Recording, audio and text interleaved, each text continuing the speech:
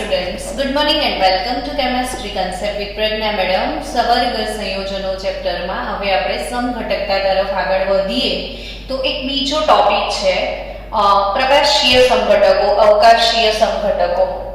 હવે સમઘટકતાને સમજવા માટે બીજો એક કન્સેપ્ટ જરૂરી છે પ્રકાશીય સમઘટકતાનો, એટલે આપણે આજે ફૂલ ડિટેલમાં પ્રકાશીય સમઘટકતા એ ટોપિક ભણવાના છીએ. ઓપ્ટિકલ આઇસોમેરિઝમ.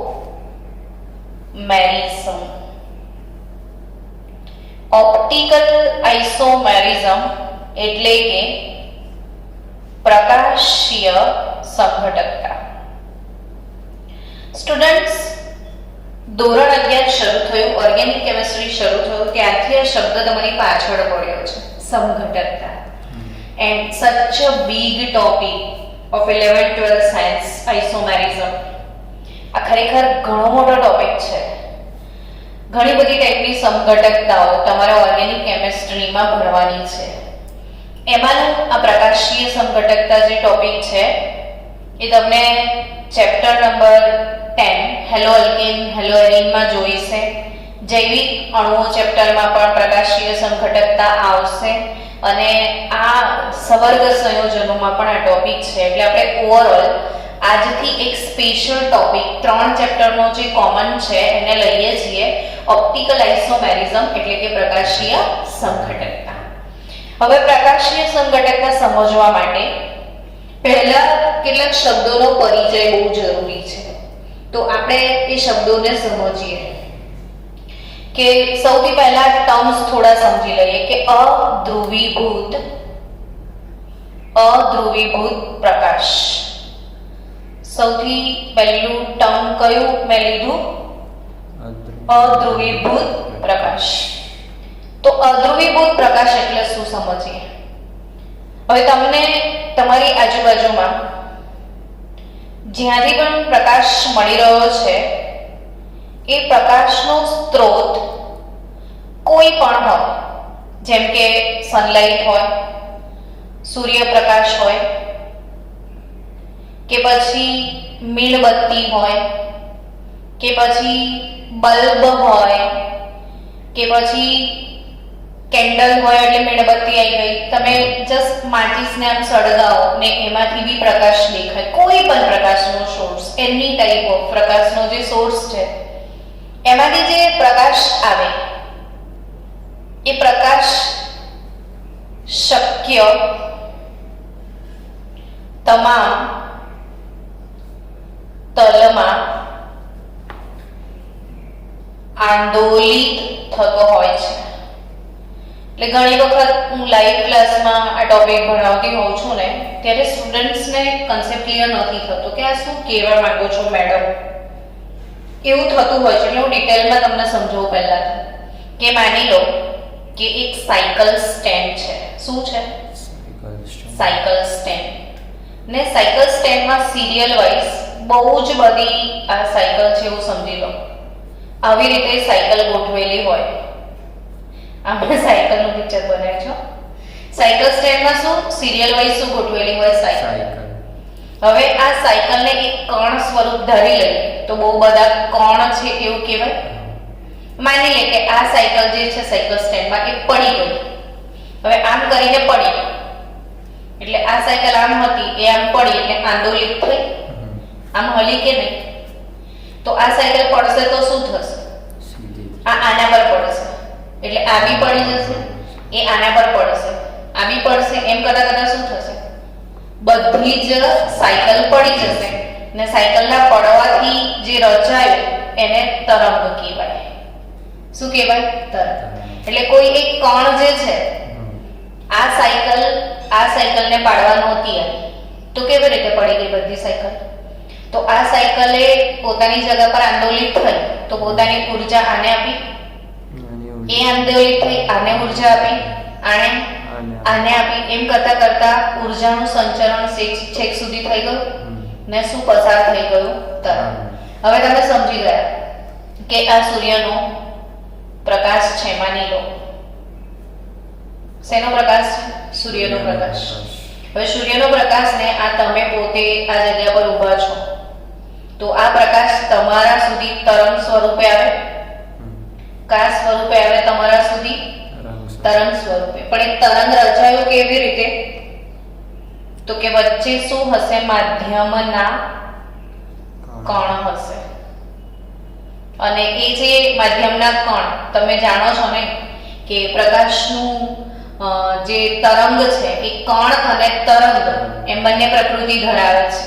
ને પ્રકાશના કણને આપણે શું કહીએ છીએ? ફોટોન. પ્રકાશના કણને શું કહીએ? તો ઘણા બધા ફોટોન હોય આ બધા. જો હવે આ ફોટોન પોતાની જગ્યા પર આંદોલિત થશે, આમ શું થાય ખબર? હલે, આવી રીતે. હવે હલે તો એ પોતાની ઉર્જા શું કરે?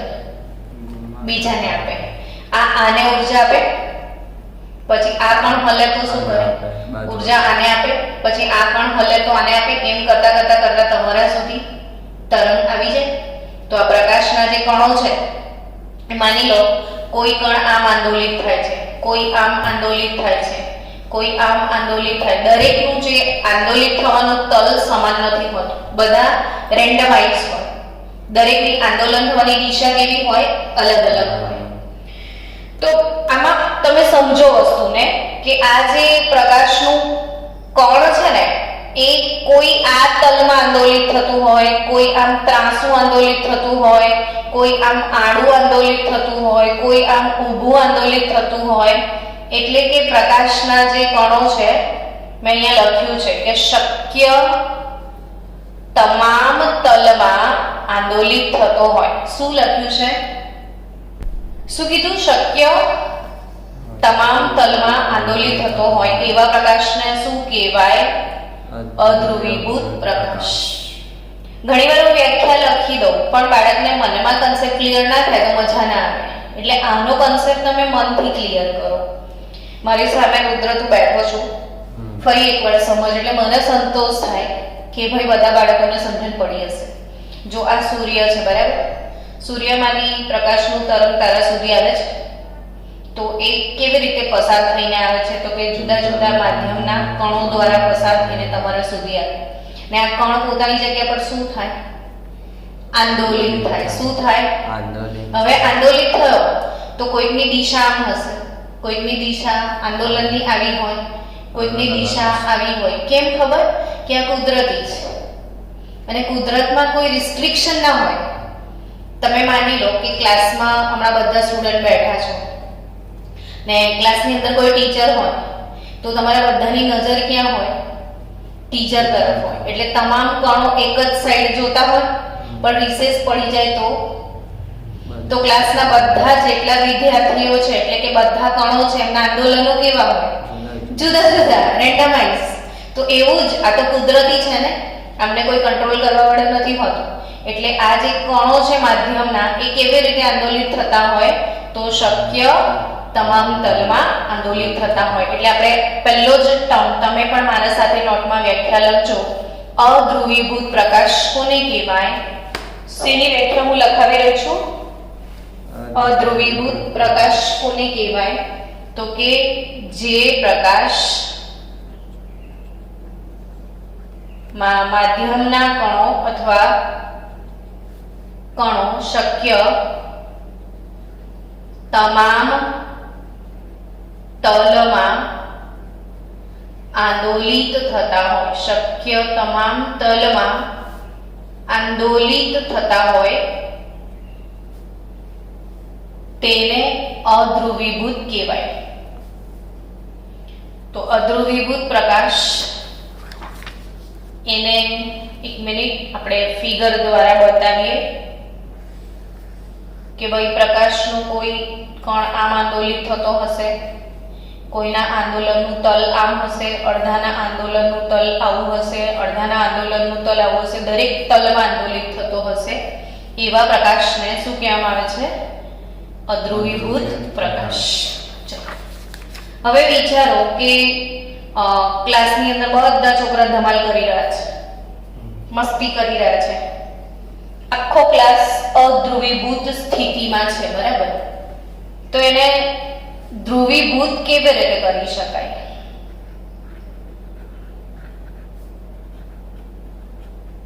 ધ્રુવીભૂત કેવી રીતે કરી શકાય? તો કે અધ્રુવીભૂત પ્રકાશની શું વ્યાખ્યા છે કે શક્ય તમામ તલમાં આંદોલિત થતો હોય. તો ધ્રુવીભૂતની શું વ્યાખ્યા હશે કે ફક્ત એક જ તલમાં આંદોલિત થતો હોય. એટલે ફક્ત એક જ તલમાં આંદોલિત થતો હોય એવો પ્રકાશ શું કહેવાય? ધ્રુવીભૂત. એ કેવી રીતે શક્ય બને એ સમજીએ. બધા નાના નાના કન્સેપ્ટ સમજાવી દઉં, પછી આપણે પ્રકાશીય સંઘટકતામાં ધીમે ધીમે આગળ વધીએ. કોઈ ઉતાવળ નથી, તમારે કન્સેપ્ટ ક્લિયર થવા બહુ જરૂરી છે. આ કેવો પ્રકાશ છે? અધ્રુવીભૂત. કેમ અધ્રુવીભૂત? તો એમાં કણો તમામ તલમાં આંદોલિત થતા છે. હવે આ કણોને તમારે સીધા કરવા છે, તો વચ્ચે કાશ એવો એક મશીન આવે કે મશીનમાંથી આપણે ક્લાસના બધા છોકરાને એન્ટર થતા પહેલા પાસ કરીએ તો બધા છોકરા 100% ભણતા થઈ જાય. થાય એવું? કાશ એવું મશીન આવે નહીં કે મશીનમાંથી સ્ટુડન્ટને પાસ કરો તો ગમે તેવું સ્ટુડન્ટ હોય ભણતું થઈ જાય. આપણે એવું મશીન પ્રકાશ કાકા માટે જ છે, જેને ધ્રુવક કહેવાય. શું કહેવાય? ને ધ્રુવક તરીકે નિકોલ પ્રિઝમ વપરાય. ધ્રુવક તરીકે શું વપરાય છે? નિકોલ પ્રિઝમ અથવા ટુર્મેલિન સ્ફટિક આવે છે. ટુર્મેલિન એક ખનિજ આવે છે. એ ટુર્મેલિનનો સ્ફટિક તમે રસ્તામાં મૂકી દો ને એમાંથી પ્રકાશને પાસ કરો તો બધા જ ખાલી એક જ તલના આંદોલન હોય ને એ જ વધે. જે આડા અવળા તલના આંદોલનો હોય ને એ આ ધ્રુવક શોષી જાય. તો આ જે ધ્રુવક તરીકે શું વાપરવામાં આવે છે રુદ્ર? નિકોલ પ્રિઝમ. શું વાપરીએ છીએ આપણે? નિકોલ પ્રિઝમ અથવા ટુર્મેલિનનો સ્ફટિક વાપરીએ. અને એમાંથી જે આ પ્રકાશ પાસ થાય છે એમાં જે આ પ્રકાશ શક્ય તમામ તલમાં આંદોલિત થઈ રહ્યો છે ફક્ત એક જ તલમાં આંદોલિત થાય. ફક્ત એક જ તલમાં આંદોલિત થાય ને એવા પ્રકાશને શું કહેવાય? ધ્રુવીભૂત પ્રકાશ. ટૂંકમાં બે શબ્દો મેં તમને ક્લિયર કરાવ્યા. એક અધ્રુવીભૂત પ્રકાશ અને બીજો તો કોને કહેવાય? અધ્રુવીભૂત પ્રકાશ કે જે શક્ય તમામ તલમાં આંદોલિત થતો હોય. એને હું શેમાંથી પસાર કરું છું? એક ધ્રુવકમાંથી. ધ્રુવક તરીકે શું વાપરવાનું છે? અથવા ટુર્મેલિનનો સ્ફટિક. અને આ પ્રકાશ કેવો થઈ જાય? ફક્ત એક જ તલમાં આંદોલિત થાય. એટલે આ કેવો પ્રકાશ કહેવાય? ધ્રુવીભૂત પ્રકાશ કહેવાય. તો હવે આ બે ટર્મ સમજી લીધા તમે, અધ્રુવીભૂત પ્રકાશ અને ધ્રુવીભૂત પ્રકાશ. હવે આપણે શું સમજવા જઈ રહ્યા છીએ? તો બીજા બે શબ્દો કે જેમ ભૌમિતિક સમઘટકતાની હું વાત કરતી હતી. કઈ સમઘટકતાની? ભૌમિતિક સમઘટકતાની વાત કરીએ તો તમને યાદ આવે ભૌમિતિક સમઘટકો સીસ અને ટ્રાન્સ. એમ પ્રકાશીય સમઘટકતાની વાત કરીએ તો પ્રકાશીય સમઘટકો સીસ અને ટ્રાન્સ જેવું કઈ હોય ખરું? તો કે હા, એમાં હશે બે સમઘટકો, એક ડેક્સ્ટ્રો. શું કીધું મેં? ડેક્સ્ટ્રો. અને બીજું લીવો. તમારા માટે નવા બે શબ્દો આવ્યા, ડેક્સ્ટ્રો અને લીવો. હવે બાળકો ડેક્સ્ટ્રો માટે ડી સ્મોલ ડી સિમ્બોલ વપરાય અને લીવો માટે સ્મોલ એલ સિમ્બોલ વપરાય. તું ધ્યાન અહીંયા પણ રાખજે, થોડું થોડું તારે સાંભળવાનું બધું જ મારું. મેં શું કીધું? ભૌમિતિક સમઘટકો હોય, ભૌમિતિક સમઘટકો તો આપણે શું કહીએ? સીસ અને ટ્રાન્સ. એમ આ કયા સમઘટકો છે? એમાં શું આવશે તમારે? ડેક્સ્ટ્રો અને લીવો. શું આવશે? ડેક્સ્ટ્રો અને લીવો. હવે બાળકો ડેક્સ્ટ્રો એટલે સ્મોલ ડી ને લીવો એટલે સ્મોલ એલ જ. હવે આ જે સ્મોલ ડી છે એને પ્લસ તરીકે પણ દર્શાવે છે ઘણીવાર અને એલ ને માઈનસ તરીકે પણ દર્શાવાય. તો ડેક્સ્ટ્રો લીવો માટે મેડમ ગુજરાતી શબ્દ નથી કોઈ? એવો વિચાર આવે તમને? તો એના માટેના ગુજરાતી શબ્દો છે દક્ષિણ ભ્રમણીય અને બીજું વામ ભ્રમણીય. દક્ષિણ ભ્રમણીય શું કીધું મેં? દક્ષિણ ભ્રમણીય. અને આ શું? વામ ભ્રમણીય. શબ્દો થોડા ડિફિકલ્ટ છે એટલે તો હું બંને શબ્દો રજૂ કરું છું. દક્ષિણ ભ્રમણીય. દક્ષિણ ભ્રમણીય એટલે ડેક્સ્ટ્રો. ડેક્સ્ટ્રો એટલે સ્મોલ ડી અથવા પ્લસ. અને વામ ભ્રમણીય એટલે લીવો ને લીવો એટલે માઇનસ. હવે સ્ટુડન્ટ્સ, દક્ષિણ ભ્રમણીય ડેક્સ્ટ્રો એટલે શું એ સમજીએ. ડેક્સ્ટ્રો એટલે પ્લસ અથવા ડી અને શુદ્ધ ગુજરાતી શબ્દ શું કીધો મેં હમણાં? દક્ષિણ ભ્રમણીય. હવે તમે હમણાં જ થોડી વાર પહેલા ધ્રુવીભૂત પ્રકાશ વિશે ભણ્યા કે નહીં? ધ્રુવીભૂત પ્રકાશ કોને કહેતા હતા? ફક્ત એક જ તલમાં આંદોલિત થતો હોય. હવે જો આ એક જ તલમાં આંદોલિત થતો પ્રકાશ, હમણાં આપણે આખું સાધન ભણવાના છીએ પણ એના ટર્મ્સ પહેલા સમજાવી દો. આ એક જ તલમાં આંદોલિત થતા પ્રકાશને કોઈ પદાર્થના દ્રાવણમાંથી પસાર કરીએ અને એ પ્રકાશ જ્યારે બહાર નીકળે ને ત્યારે એનો તલ જે આમ આંદોલિત થયેલો છે ને એને બદલે આમ વળી જશે. સમજ્યું શું કીધું મેં? જે તલમાં એ આંદોલિત થતો હતો એ તલ આ રીતે વળી જાય. હવે આ જે છે મારું કઈ સાઈડ? જમણી સાઈડ થઈ. તો જમણી સાઈડ એટલે દક્ષિણાયન, દક્ષિણ સાઈડ થઈ. તો જમણી તરફ એટલે આમ જે સીધો હતો ને એનો જે તલ હતો આમ સીધો હતો એ તલનું આમ આવર્તન થયું ને આ કોઈ સ્પેસિફિક ખૂણો હોય. આ ખૂણાને આપણે આલ્ફા કહીએ. શું કહીએ? આલ્ફા. તો આ શું થયું ખબર છે? પ્રકાશના તલનું જમણી તરફ તલ કોણાવર્તન થયું. શબ્દ બોલજો જોર જોરથી એટલે આવડી જશે. આમાં શું થયું? પ્રકાશના તલનું જમણી તરફ જે સીધો હતો ને એને ફરીથી વાળી દીધો. કોણે? આ દ્રાવણે. આ પદાર્થમાં તાકાત છે કે આના તલનું એ શું કરી શકે? કોણાવર્તન. સમજી ગયો? કયા? આ પદાર્થમાં તાકાત છે. આ પદાર્થે આ સીધાને ફરી માપો કરી નાખ્યો. સમજ્યા? પણ કઈ તરફ વાળ્યો? જમણી તરફ વાળ્યો. એટલે હવે ડેક્સ્ટ્રોની વ્યાખ્યા તું આજે ને આજે મોડે થઈ જાય એવી સરસ તૈયાર કર કે જો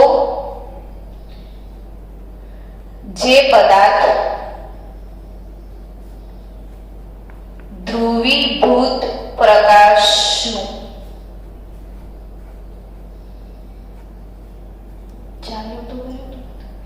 જે પદાર્થ ધ્રુવીભૂત પ્રકાશનું જમણી તરફ તલ કોણાવર્તન કરે. જે પ્રકાશના કણો આમ આંદોલિત થતા હતા ને એને આ રીતે કરી નાખ્યા બધા. તો જે પદાર્થ ધ્રુવીભૂત પ્રકાશનું જમણી તરફ તલ કોણાવર્તન કરે તેને શું કહેવામાં આવે છે? ડેક્સ્ટ્રો. ડેક્સ્ટ્રો એટલે સ્મોલ ડી અથવા પ્લસ. સમજાય? કોને ડેક્સ્ટ્રો કહેવાય બોલો તો? જે પદાર્થ ધ્રુવીભૂત પ્રકાશનું જમણી તરફ તલ કોણાવર્તન કરે એ શું? ડેક્સ્ટ્રો. હવે માની લો કે આ જ ધ્રુવીભૂત પ્રકાશ છે અને આ પદાર્થમાંથી એને પસાર કર્યો આપણે. આ પદાર્થનું દ્રાવણ છે અને એમાંથી પ્રકાશ કાકા પસાર થાય અને એનું તલ આ તરફ વળી જાય આ એંગલ પર. તો કઈ તરફ વાળ્યું? ડાબી તરફ વાળ્યું. એની વ્યાખ્યા શું લખાય? તો કે જો આપણે આજ પેનથી લખીએ ને ભાઈ, જે પદાર્થ યસ અહીં બેઠા બેઠા વ્યાખ્યા મોડે થઈ જાય એવી છે. જે પદાર્થ ધ્રુવીભૂત પ્રકાશનું ડાબી તરફ, ડાબી એટલે વામકુક્ષી એવો શબ્દ વાપરીએ, વામકુક્ષી, વામ એટલે ડાબી સાઈડ, તો ડાબી તરફ તલ કોણાવર્તન કરે, અને જે ડાબી તરફ તલ કોણાવર્તન કરે એને શું કહેવાય? લીવો, એટલે સ્મોલ એલ અથવા માઇનસ, સ્મોલ એલ અથવા શું? માઇનસ. તો સમજી રહ્યા છો કે જે પદાર્થ ધ્રુવીભૂત પ્રકાશનું જમણી તરફ તલ કોણાવર્તન કરે એ શું? ડેક્સ્ટ્રો. ને જે પદાર્થ ધ્રુવીભૂત પ્રકાશનું ડાબી તરફ તલ કોણાવર્તન કરે એ શું? લીવો. તો આ સમજ પડી કે આ જે ધ્રુવીભૂત પ્રકાશને પરીક્ષા આપવી પડે છે બિચારાને. શેમાંથી પસાર કરવામાં આવે છે? કોઈ પદાર્થના દ્રાવણમાંથી. ધારો કે આ ગ્લુકોઝ છે, તો ગ્લુકોઝનું દ્રાવણ બનાવીને આ નળીમાં ભરી દેવાનું, ને અહીંથી પ્રકાશ પસાર થાય તો કાં તો જમણી તરફ વળી જાય, કાં તો ડાબી તરફ વળી જાય. તો હવે આપણે આખો પ્રયોગ સમજીએ કે ખરેખર પ્રયોગ શું છે, ને કોઈ પણ પદાર્થ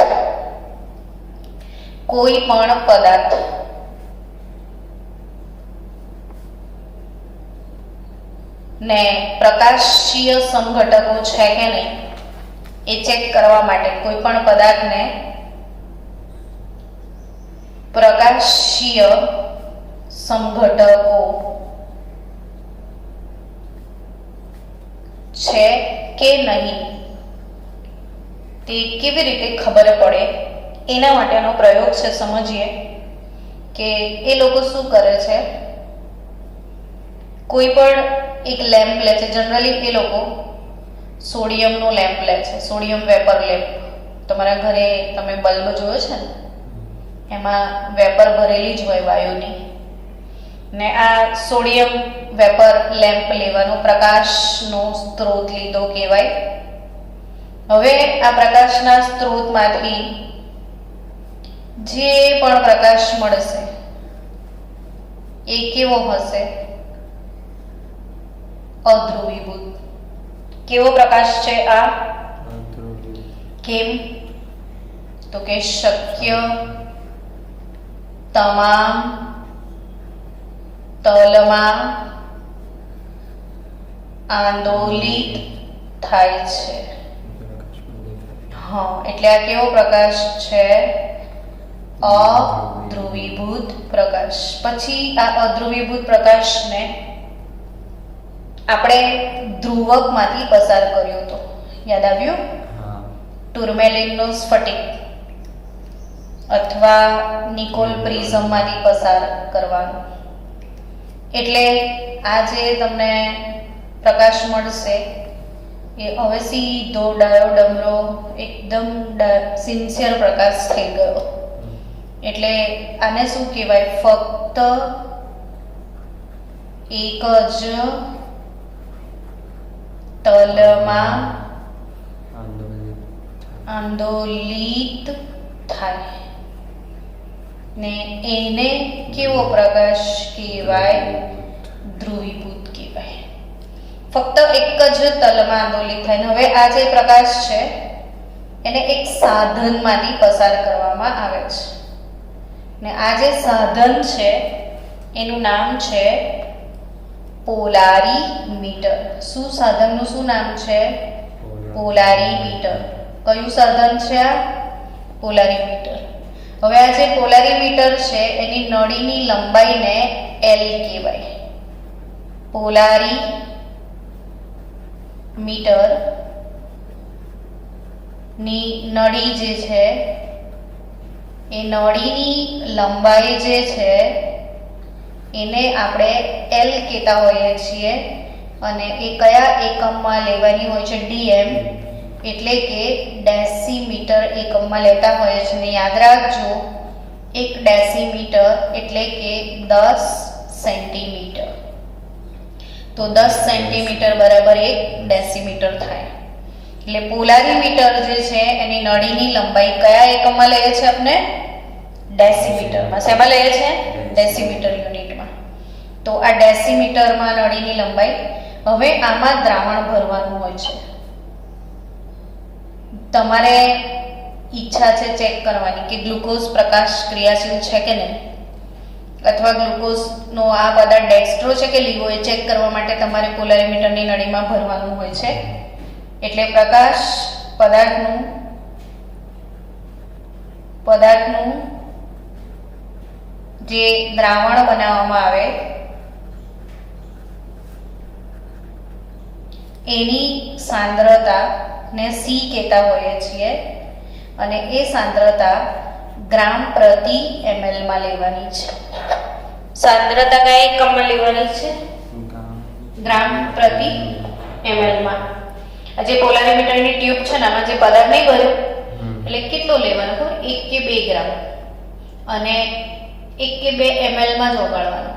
એટલે આમાં 1-2 ml જેટલું જ હોય, વધારે હોતું નથી. 2-3 ગ્રામ જેટલો લઈને 5-7 ml માં ઓગાળીને પછી આમાં ભરવાનું ટ્યુબમાં. ને આ જે સાધન હોય ને એ માઇક્રોસ્કોપ જેવું હોય. માઇક્રોસ્કોપ જોયું તમે બધાને? હા. હવે માઇક્રોસ્કોપમાં આપણે બેક્ટેરિયા કે વાયરસને જોવા માટે સ્લાઇડ બનાવીએ, હા કે ના? ને સ્લાઇડ મૂકી ને પછી ઉપર લેન્સમાં આપણે જોઈએ. એવું સેમ આમાં સ્લાઇડ નહીં બનાવવાની, નળી ભરવાની. સ્લાઇડના બદલે શું ભરવાની? નળી. નળીમાં દ્રાવણ ભરવાનું ને પછી માઇક્રોસ્કોપમાં જે રીતે જોઈએ ને એવી રીતે આમાં જોવાનું. હવે પ્રકાશ ડાયરેક્ટ આવી જાય વળ્યા વગર. જેવો અહીંથી પસાર કર્યો તમે આ પ્રકાશ આની અંદરથી સીધો દેખાઈ જ ગયો, એનો મતલબ કે વળ્યો જ નથી. પણ ના દેખાયો તો એનો મતલબ શું થયો? કે વળી ગયો. હવે ના દેખાય ને તો ત્યાં 2 ઓપ્શન હશે. તો 2 ઓપ્શન શું હશે? કાં તો એનું તલ કોણાવર્તન જમણી સાઈડ થઈ ગયું હશે, કાં તો એનું તલ કોણાવર્તન ડાબી સાઈડ થઈ ગયું હશે. હવે કેવી રીતે પ્રકાશ ના જોવાય તો શું કરવાનું કે તમે માઇક્રોસ્કોપમાં સ્લાઇડમાં દેખાય ના તો બાજુમાં એક બટન આવે છે. ખરેખર માઇક્રોસ્કોપ જોયો છે ને બધાએ? તો બાજુમાં શું આવે? એક બટન. પછી ખબર બટન ગોળ ફેરવાનું હોય? હા. હવે આમાં બી બટન ગોળ ફેરવાનું. હવે બટન જમણી બાજુ ફેરવો અને દેખાય તો જમણી તરફ તલ કોણાવર્તન, ને ડાબી તરફ ફેરવો ને દેખાય તો ડાબી તરફ. ને બટન ઉપર બધું લખેલું હોય 10 ડિગ્રી 20 ડિગ્રી, અને બટન પરથી જે ખૂણો મળે, બટનના આધારે જે તલ કોણાવર્તન મળે, આલ્ફા ઓબ્ઝર્વ્ડ કહેવાય. અહીંયાથી તમે જે ખૂણો શોધી લાવો છો એમાં શું કહેવાય? આલ્ફા ઓબ્ઝર્વ્ડ. એટલે પ્રાયોગિક તલ કોણાવર્તન એ મશીનના બટન પરથી તમને મળશે. ડાબી બાજુ ફર્યું કે જમણી બાજુ ફર્યું એ ખૂણો આટલા ડિગ્રીનો જે આલ્ફા ઓબ્ઝર્વ તમને મળી જશે.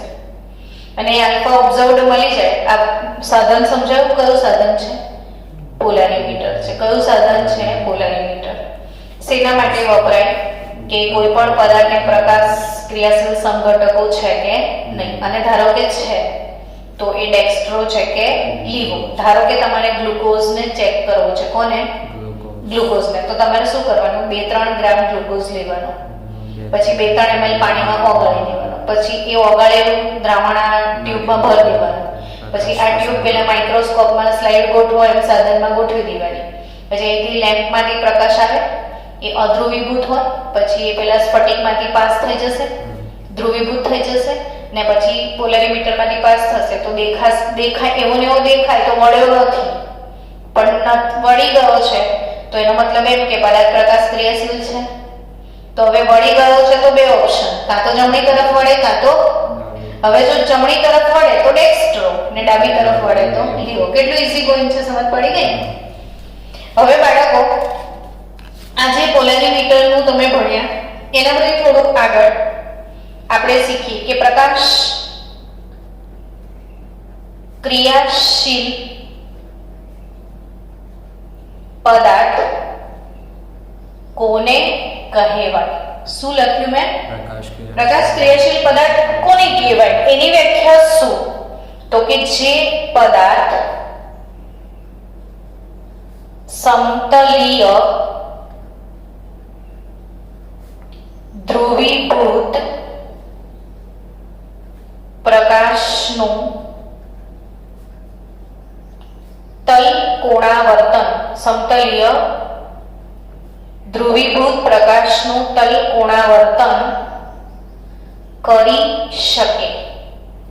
જે પદાર્થ સમતલીય ધ્રુવીભૂત પ્રકાશનું શું કરે? તલ કોણાવર્તન કરી શકે તેને પ્રકાશ ક્રિયાશીલ પદાર્થ કહેવાય. તો પ્રકાશ ક્રિયાશીલ પદાર્થની વ્યાખ્યા એકવાર રિપીટ કરી દે ને. જે પદાર્થ સમતલીય ધ્રુવીભૂત પ્રકાશનું તલ કોણાવર્તન કરી શકે. ના કરી શકે તો પ્રકાશ અક્રિયાશીલ. બરાબર? તો જે પ્રકાશ ક્રિયાશીલ હોય એ ધ્રુવીભૂત પ્રકાશનું તલ કોણાવર્તન કરી શકે છે. હવે ડેક્સ્ટ્રો ને લીવોની વ્યાખ્યા તો મેં લખાઈ દીધી છે. તો હવે જે આપણે પોલારીમીટર છે એના પરથી એ પદાર્થનું વિશિષ્ટ પરિભ્રમણનું મૂલ્ય શોધવામાં આવે છે. શું શોધવામાં આવે છે? વિશિષ્ટ પરિભ્રમણ, જેને આલ્ફા ટીડી આપણે કહેતા હોઈએ છીએ. અને આ વિશિષ્ટ પરિભ્રમણ આલ્ફા એટલે આલ્ફા ઓબ્ઝર્વડ, આપણે જે ખૂણો ત્યાં માપ્યો હતો ને upon LC. Alpha observed upon શું કરવાનું છે? એલસી. એટલે આલ્ફા ઓબ્ઝર્વડ એટલે અવલોકિત ખૂણો. જે ખૂણા પર તલ કોણાવર્તન થયું હશે એ અવલોકિત ખૂણો આલ્ફા. એલ એટલે પોલારીમીટરની જે નળી છે એ નળીની લંબાઈ કયા એકમમાં? ડેસીમીટરમાં. અને સી શું છે?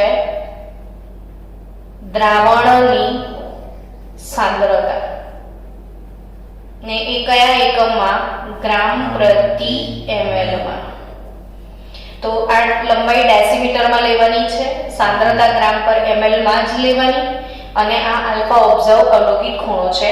આ ટોપિક બાળકો સ્પેશિયલી JEE નીટ માટેનો ટોપિક છે. લખી રાખજો કેમેસ્ટ્રી એક્સ્ટ્રા. આપણું ડિવાઇન સાયન્સ એકેડેમી જે ઇન્સ્ટિટ્યૂટ છે નીટ જી ફોકસિંગ ઇન્સ્ટિટ્યૂટ છે. એટલે આપણે બિયોન્ડ ટેક્સ્ટ બુક જવું પડે ઘણા બધા ટોપિકમાં. અને આપણે એ ટોપિક તરફ આગળ વધીએ સ્પેશિયલી ફોર નીટ જી. આજે મેં તમને લખાવ્યું છે આલ્ફા ટીડી. હવે ખરેખર આ સૂત્રને વાપરવું કેવી રીતે એ સમજવા માટે આપણે એક દાખલો પણ ગણીએ. તમે મારી સાથે રકમ લખજો. આપણે દાખલા ગણીશું આજે. દાખલો લખો કે 0.30 ગ્રામ પર મિલી 0.30 ગ્રામ પર ml સાંદ્રતા ધરાવતા ફ્રુક્ટોઝના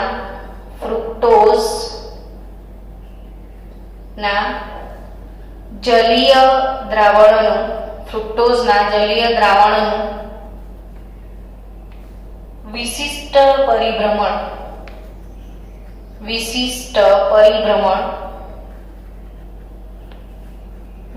પરિભ્રમણ પોલારીમીટરના સાધન વડે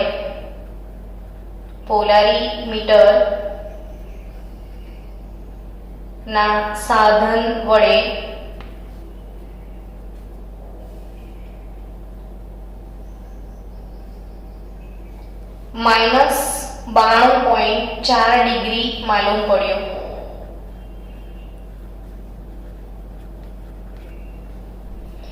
તો એનું આ માપન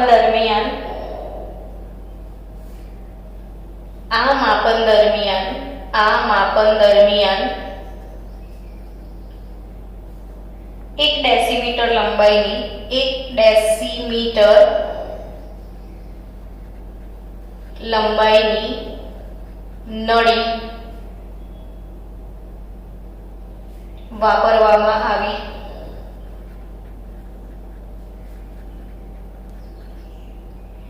તો તેનું નોંધેલ પરિભ્રમણ કેટલું હશે? તો તેનું શું કેટલું હશે? હવે આના પરથી તમારે સમજવાના છે ટર્મ્સ કે તમને આપ્યું છે શું? ને માંગ્યું છે શું. સમજી રહ્યા છો? હવે શું આપી દીધું છે બોલો? પહેલી જ લાઈનમાં રુદ્ર સમજ પડી ગઈ હશે કે શું આપેલું છે. તો કે સાંદ્રતા આપી દીધી છે. ને સાંદ્રતાને આપણે શું કહીએ છીએ બોલો? સી કહીએ છીએ ને. કેટલી આપી છે? 0.30 ગ્રામ પર ml. ને મેં હમણાં કીધું તો કે ગ્રામ પર ml માં જ લેવાની છે આપણે. હવે નળીની લંબાઈ બી આપી દીધી છે ને. લંબાઈને આપણે L કહીએ છીએ ને. 1 ડેસીમીટર જ આપ્યું છે એટલે એવી જલસા તમારે. પણ એણે તમને શું આપ્યું છે? વિશિષ્ટ પરિભ્રમણ આપ્યું છે. એટલે આને કહેવાય વિશિષ્ટ પરિભ્રમણ. આલ્ફા TD આપ્યું છે. T એટલે તાપમાન અને D એટલે તરંગ લંબાઈ. આ આપણે સોડિયમ લેમ્પ વાપરીએ છીએ તો સોડિયમના પ્રકાશની તરંગ લંબાઈ કીધી છે. D એટલે લેમ્બડા હોય તરંગ લંબાઈ જનરલી, પણ સોડિયમ પ્રકાશની તરંગ લંબાઈ માટે એ લોકો D સિમ્બોલ વાપરે છે.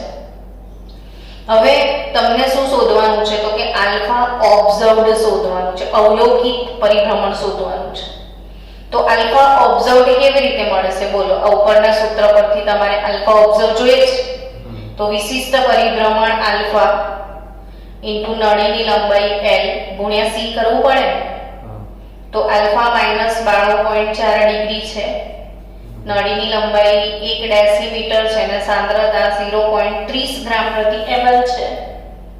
તો તમારો આન્સર આવશે અવલોકિત પરિભ્રમણ કેટલું છે? -27.7 ડિગ્રી. અવલોકિત પરિભ્રમણ કેટલું થશે? -27.7 ડિગ્રી. ચલો, એવો બીજો તમને એક સરસ મજાનો દાખલો ગણાવો. દાખલો આ ટાઈપના જે દાખલા છે એ JEE નીટ માટે તમારે ગણવા જોઈએ. જરૂરી છે પ્રકાશીય સંઘટકતામાં આ વસ્તુ સમજવી. લખો દાખલો. 10 સેન્ટીમીટર લાંબી 10 સેન્ટીમીટર લાંબી પોલારીમીટર ટ્યુબ ની મદદથી 10 સેન્ટીમીટર લાંબી પોલારીમીટર ટ્યુબની મદદથી 2 ગ્રામ સુક્રોઝ ધરાવતા 2 ગ્રામ સુક્રોઝ ધરાવતા 2 ગ્રામ સુક્રોઝ ધરાવતા 10 મિલી જલીય દ્રાવણોનું 10 મિલી જલીય દ્રાવણોનું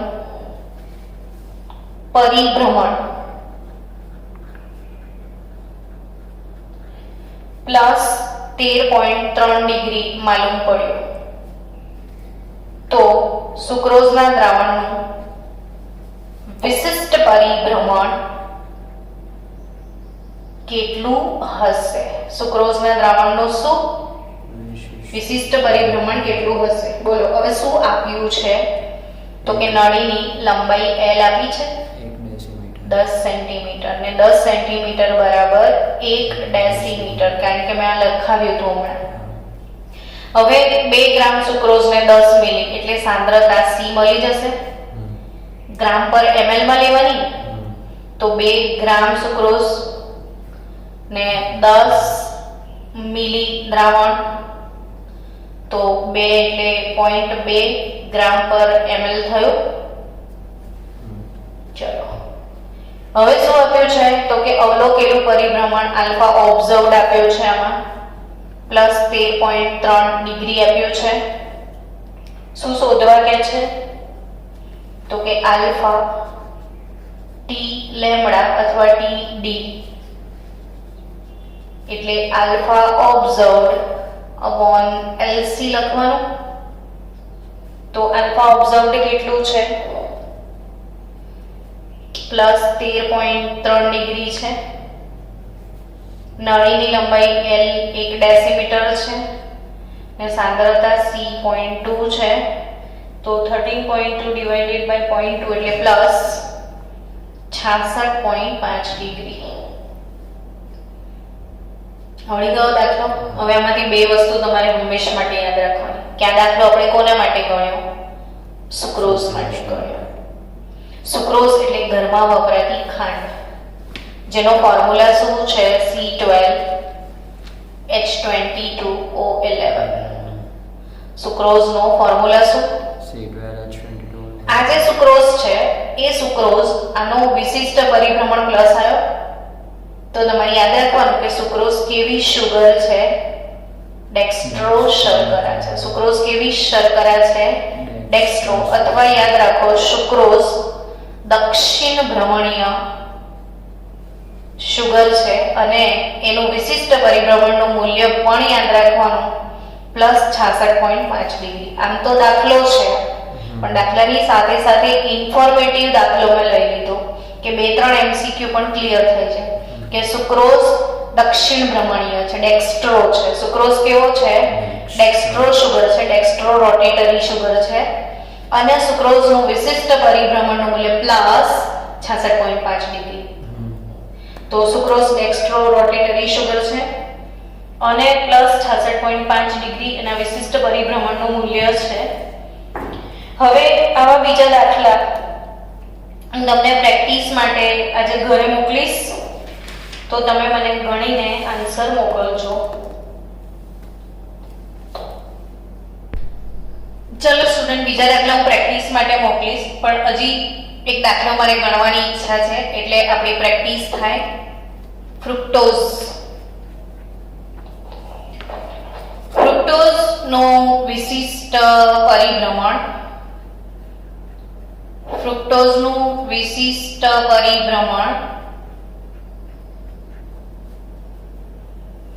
વિશિષ્ટ પરિભ્રમણ આપ્યું છે એટલે શું સમજવાનું? બોલો. આલ્ફા ટી લેમ્ડા જ સમજવાનું ને એ આપ્યું છે -12.4. અહીંથી તમને નવી વસ્તુ શીખવા મળશે કે ફ્રુક્ટોઝનું વિશિષ્ટ પરિભ્રમણ માઇનસ આવ્યું એટલે ફ્રુક્ટોઝ વામભ્રમણીય છે એટલે લીવો છે. ફ્રુક્ટોઝ કેવી શર્કરા છે? લીવો છે. 10 સેન્ટીમીટર લાંબી પોલારીમીટરની ટ્યુબ આપી છે એટલે 10 સેન્ટીમીટર લાંબી, તો લંબાઈ કેટલા સેન્ટીમીટર આપી છે? 10 સેન્ટીમીટર ને 10 સેન્ટીમીટર લંબાઈ આપે એટલે ડેસીમીટરમાં 1 ડેસીમીટર થાય. તો 10 સેન્ટીમીટર લાંબી પોલારીમીટરની ટ્યુબની મદદથી એના જલીય દ્રાવણનું વિશિષ્ટ પરિભ્રમણ, જલીય દ્રાવણનું જે પરિભ્રમણ છે એટલે આલ્ફા ઓબ્ઝર્વડ આપી દીધું છે એ -27.7 ડિગ્રી માલુમ પડે. આલ્ફા ઓબ્ઝર્વડ આટલું છે, આલ્ફા વિશિષ્ટ પરિભ્રમણ આટલું છે, નળીની લંબાઈ આપેલી છે. તો ક્વેશ્ચન એવો પૂછ્યો છે કે તો 100 મિલી દ્રાવણમાં ફ્રુક્ટોઝનો કેટલો જથ્થો ઓગળેલો હશે? ફ્રુક્ટોઝનો કેટલો જથ્થો ઓગળ્યો હશે? આવો ક્વેશ્ચન પૂછ્યો છે એટલે વિચારો શું શોધવાનું? સી એટલે વિશિષ્ટ પરિભ્રમણ આલ્ફા ટી લેમ્ડા બરાબર alpha observed upon L into C.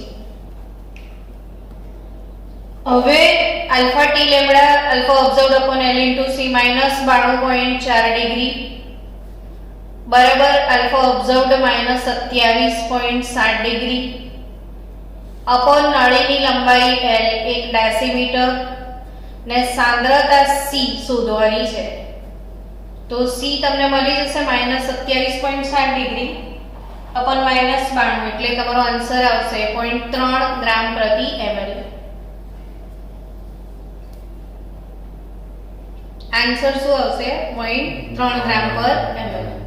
હવે C એટલે શું? તો કે ગ્રામ પ્રતિ ml એટલે આ 0.3 આપી છે, ગ્રામ તમારે લાવવાના છે, ml કેટલા આપ્યા છે? 100 એટલે G 0.3 ગુણ્યા 100 તો જવાબ તમારો શું આવશે? 30 ગ્રામ. તો આ ટાઈપના દાખલા ગણવાથી આપણે પરિચિત થયા શબ્દોથી કે વિશિષ્ટ પરિભ્રમણ શું છે, અવલોકેલું મૂલ્ય શું છે, પોલારીમીટર શું છે, નળીની લંબાઈ શું છે, એ બધા શબ્દોથી પરિચિત થયા અને આ શબ્દોથી આગળ આપણે કાલે વધીશું આ જ પ્રકાશીય સમઘટકતામાં અને ત્યાર પછી સંકીર્ણ સંયોજનો વાળો ટોપિક ઉઠાવીશું.